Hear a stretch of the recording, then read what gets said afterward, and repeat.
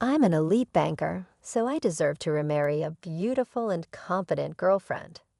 Being with a gloomy woman like you is bad luck for me. I'm divorcing a useless person who doesn't earn a penny. How can you say that? What about our child? What are you planning to do? You take care of Lily. I'm going to have a new child with my mistress. Left by my husband with my daughter, and to make matters worse, he started talking about remarrying after getting his mistress pregnant. Fed up with my husband's attitude, I decided to divorce. The divorce went through smoothly, but I had other important things to do.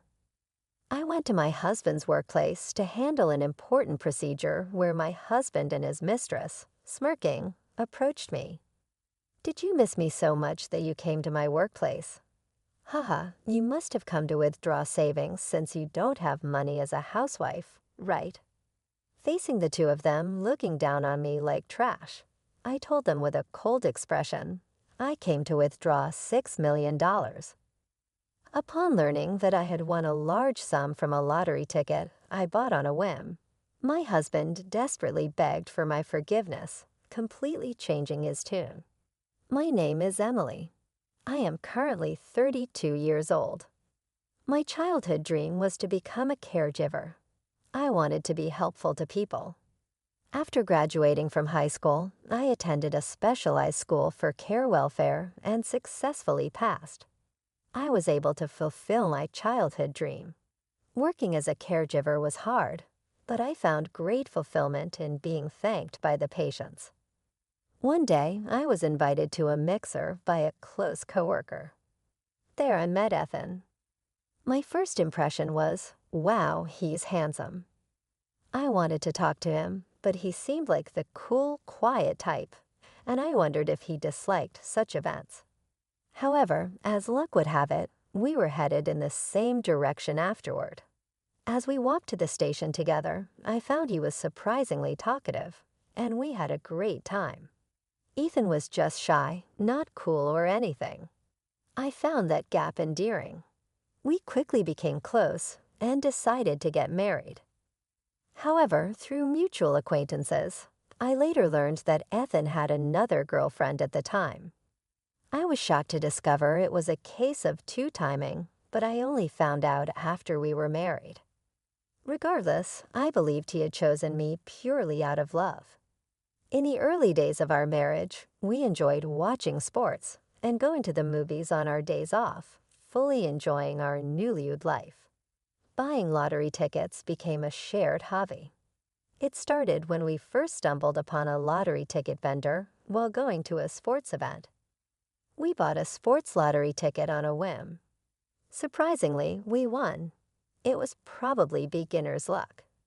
It wasn't a huge amount, but we got quite into it, buying small amounts regularly. For example, we'd buy tickets on days considered lucky, or if my horoscope was good that day. It was one of the few hobbies we both enjoyed. By our 4th year of marriage, we wanted a child but were having trouble conceiving. We were considering fertility treatments when we discovered I was pregnant. "That's great, Emily. We're finally going to be parents." When I confirmed the positive pregnancy test, my husband was teary-eyed with joy. "I'm so happy. But we can only be sure after going to the OB/GYN, right? I'm so anxious, but somehow I feel everything will be okay. It's just a hunch." The next day, I nervously went to the OB/GYN. The doctor confirmed on the ultrasound, "Congratulations, you are pregnant." I could see for myself that I was indeed pregnant. I was so happy that I immediately emailed my husband from the hospital's waiting room. "I'm pregnant, just entered the 5th week. Once we're in the safe period, we need to tell both our parents." The email was read immediately, and he replied, "Really? That's great. I'm so happy. Thank you, Emily.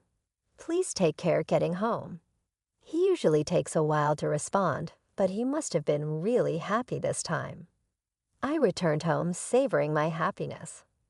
That night, "It's going to be exciting from now on, Ethan. Do you want a boy or a girl?" Tough choice. I'd be happy with either. But if it's a girl, I might be too sad when she gets married. If it's a boy, it'd be fun to play a lot while he's small. Well, yeah. But if it's a girl, I'd love to talk about love stories with her. We had such light-hearted conversations while eating dinner. Soon after, we found out the baby's gender. Throughout the pregnancy, my husband supported me, and although it was tough, I had a happy maternity life without any major problems. Time flew by, and I safely gave birth to a lovely baby girl we named Lily. We talked about overcoming challenges together as a couple, but after the pregnancy and birth, I quit my job.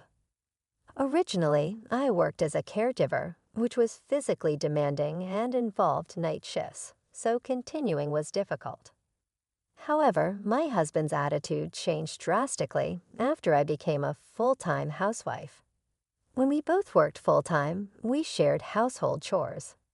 But once I became a housewife, he would say things like, "You've been at home all day, right? Why haven't you cleaned? You must be bored, right? Make more elaborate meals," and started to berate me with his attitude like that. Our marital relationship gradually weakened. And although we shared a bed, our intimate life became non-existent. He only tolerates sleeping in the same bed because he has nowhere else to sleep. He even says, "I don't even want to sleep with you."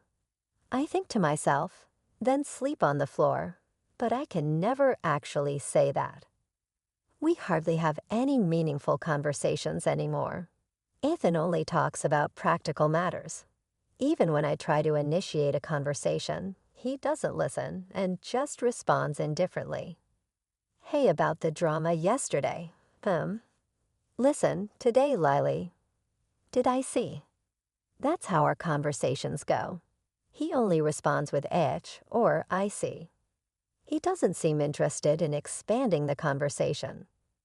The only time he gives a proper response is when he's angry.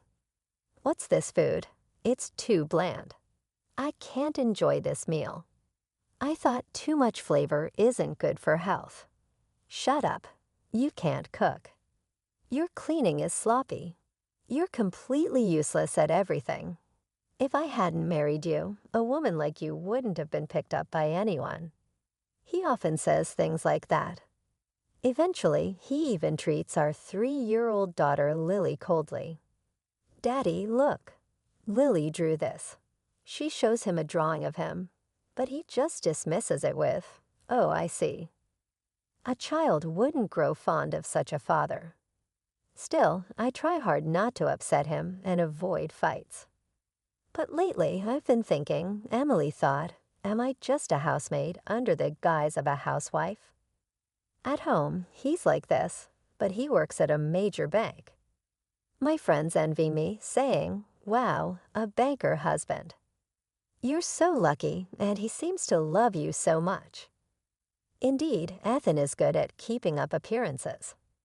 Once at a friend's wedding, he said in front of everyone, "Emily is great at cooking, cleaning, and laundry. She's a really good wife."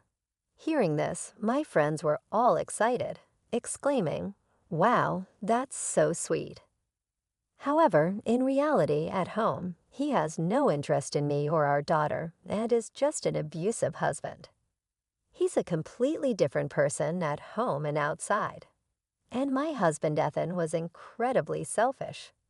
On weekends, he'd leave without saying where he was going, returning home past midnight, never helping with household chores or childcare during the week. I never knew when he'd finish work. He'd come home late without any explanation. And if I asked, he'd snap, "What I do and where I go is none of your business. Just be grateful that an elite like me brings money home." He'd even say, "You're always at home, but can't handle household chores. A useless person like you has no right to complain to an elite like me. You've lost all your charm and don't look like a woman anymore, just using childcare as an excuse." I was devastated and cried when he first said that. Despite that, I didn't give up and tried to rebuild our relationship. But with Ethan hardly ever home and always in a bad mood in the mornings, our lives just drifted apart. This led to a de facto separation within our home. Others might think I should just get a divorce. Indeed, the thought of divorce had crossed my mind many times. But as a full-time housewife, could I raise my young daughter Lily alone? Would I be able to find a job quickly if I started job hunting now? I worried about whether I could fulfill Lily's wishes, like attending classes or going to college, and provide her with a comfortable life. One day, I was at the supermarket alone buying groceries. Then I saw a lottery stand in the corner with a sign that said, "Lucky Day." Emily thought I used to buy lottery tickets with Ethan when we saw that sign. Those were happy times. I reminisced about the happier days, but those seemed like a distant past now. Ethan had changed. In a fit of desperation, I went to the lottery stand, buying a ticket alone for the first time. I thought, why not, and bought one. I might even talk to Ethan about buying the lottery ticket. If I win, maybe we could have a light-hearted conversation like we used to, like, let's do this or let's go there. With that faint hope, I returned home. But even that day, Ethan didn't come home until after 10 p.m., after putting Lily to bed. I was watching TV on the living room sofa when I got a call from Ethan's phone. "Hello, what time are you coming home? Are you Ethan's wife?" I heard an unfamiliar woman's voice. A bad feeling washed over me, and I felt a chill. "Who are you?" "I'm Karen. I'm Ethan's girlfriend. Your husband is sleeping right next to me." The caller was Ethan's mistress. "I've been wanting to talk to you. I love Ethan, and he feels the same. To be blunt, we want you to get a divorce." Ethan said, "My housewife wife is almost done serving her purpose. He'll probably bring it up soon, so please start preparing for the divorce." I was furious at my cheating husband, but I had been unaware of his affairs before and during our marriage. I had suspected him of cheating. He always came home around 10 p.m. on weekdays and was never home on weekends. He was glued to his phone and avoided any physical contact with me. While I wasn't surprised by his affair, Karen's brazen and unapologetic manner made my skin crawl. Her confident and triumphant tone, and the thought of Ethan sleeping soundly at his mistress's house every night, phone in hand, made my blood boil. "I see. I can't say anything without talking to my husband, so I'll end the call now. Let's talk again later." "No, it'll be the same even if you talk to Ethan. I'm pregnant. It's Ethan's child. Please get a divorce as soon as possible for the sake of this baby in my belly." Karen's statement left me speechless. "Pregnant? You must be kidding." "No joke. I'm an elite banker. I'll provide for Karen and the baby," Ethan said. "So I'll marry him, and we'll raise this child together. Time for a wife swap, haha. Oh, and can you send Ethan's stuff over to my place quickly? This woman must be out of her mind. I have a precious, beautiful daughter at home." And Ethan parading around as an elite banker everywhere was just appalling. I was so fed up that I calmly asked for her address instead of arguing. "All right, what's your address?" I said. She replied, "Oh, aren't you obedient? It's at XX Town, YY City." I noted it down meticulously and hung up. Ethan returned home late, admitting to the affair as soon as I confronted him about Karen's call. "Oh, she just spills everything, haha. I'm an elite banker, so I deserve someone beautiful and competent like Karen. I stayed with you, a mere housewife, thinking you might be useful. But lately, I've realized that being with a gloomy woman like you brings down my luck. I'm divorcing a useless person who doesn't earn a penny, hava." His cruel words felt like sharp stabs to my heart. "Luck, useless housewife, but we have a daughter to think about." I gathered my strength to ask, "What about Lily?" "You take care of Lily. I'm going to have a new child. Of course, I'll pay the property division. A mere housewife like you can't live without it, haha. Unlike you, it's easy for a high earner like me to pay property division, haha. No apology, no regard for our daughter. Does this man even have a heart? Something inside me snapped. I had no more attachment to this man. I had to protect my daughter alone. Ethan kept talking about Karen, who I hadn't even asked about. She was a 24-year-old newcomer at his office, popular and beautiful. Ethan gleamed as he said, "I'm leaving you, an old lady, to start a second life with someone young and cute like her." His words in his affair had hurt me deeply, but I couldn't even cry. I just wished for their misfortune.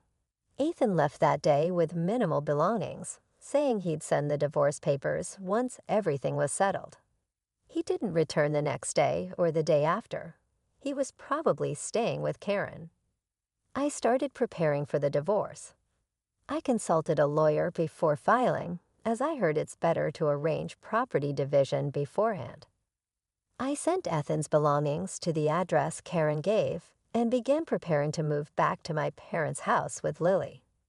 While clearing out the house, I found more of his stuff and contacted him. "I found more of your belongings while cleaning," I said. He casually replied he'd come the next day to collect them. The following day, Ethan arrived, and to my surprise, Karen was with him. "Nice to meet you, ex-wife. I'm feeling sick from morning sickness. Did you sign the divorce papers? Can you hurry up and finalize the divorce?" Karen was indeed beautiful and much younger than me. Seeing Ethan holding her, seemingly pregnant, was revolting. I just wanted them to leave quickly. "Here are the divorce papers and your belongings," I said, handing over the completed divorce papers. Ethan roughly signed them and handed them back. "Here, make sure you file these today." Sure, I replied. With that, they left. I sighed in relief. Now I had important procedures to handle beyond the divorce. The divorce with Ethan was finalized, and I received a lump sum property division payment. It was only to be expected, given his frequent boasts about being an elite banker. A week later, I visited the bank where Ethan worked for an important matter. Ethan approached me with a smirk as I tried to proceed with my business. "What, you missed me? You're hung up on me, huh?" Then Karen, who was supposed to be at the reception, came out too. "Oh, look who it is, the ex-wife. What are you doing here? Let me guess, you're a housewife with no money, so you're here to withdraw savings, huh?" Haha. Their sarcasm was unbearable. "No, I'm here to withdraw something else." "What, $6 million? What?" Yes, the lottery ticket I'd bought at the supermarket turned out to be a winner. When I used to buy lottery tickets with Ethan, we would excitedly check the results together. But this time, I bought it alone and didn't expect much. Casually checking the results online, I saw the message, "Congratulations on your win." I scrolled down, thinking it was just a small prize, but saw an amount I had never seen before. Prize amount $6 million. Counting the digits, I realized it was $6 million. I was in shock and just stared at the screen, unable to move. The whole day felt like a dream, and I couldn't focus on housework or childcare. The next day, I checked again on my computer, and it still showed $6 million. I followed the instructions for claiming my prize, feeling somewhat detached as if it were happening to someone else. I checked with my lawyer whether a lottery win before a divorce would be subject to property division, but since the divorce was due to Ethan's actions, and our relationship had broken down, it was not subject to division. When I explained this to them, Ethan and Karen were incredulous. "What? Why didn't you say that? That's not fair. It should be part of the property division. You cheated and got your mistress pregnant, and you're saying this isn't subject to division. I've already confirmed it with my lawyer." "That's a lie." Ethan raised his voice. When we were together, we never won that much. Why didn't you use your luck with me, useless wife? How can you get all that money? You said it yourself, didn't you? Being with a gloomy woman like me brings down luck. Maybe the bad luck was because of you, huh? Karen pulled at Ethan's arm, saying, "What's with this woman? Ethan, let's go. It doesn't matter how much money she has. Let's just leave." But Ethan didn't move and said something unbelievable. "Hey, Emily, I'm sorry. Let's get back together, huh? I was wrong to belittle you and have an affair. Let's start over." What? What are you saying? You promised to support me and our baby. You said you loved me, and now you want to go back to your ex-wife. But with $6 million, we could quit our jobs, buy a house, a nice car, go on trips. Wouldn't that be great? Ethan, blinded by money, proposed getting back together.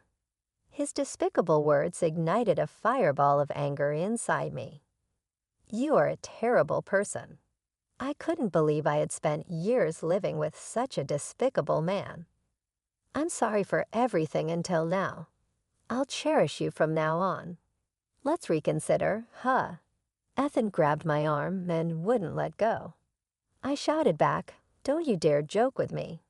He seemed surprised by my outburst and flinched.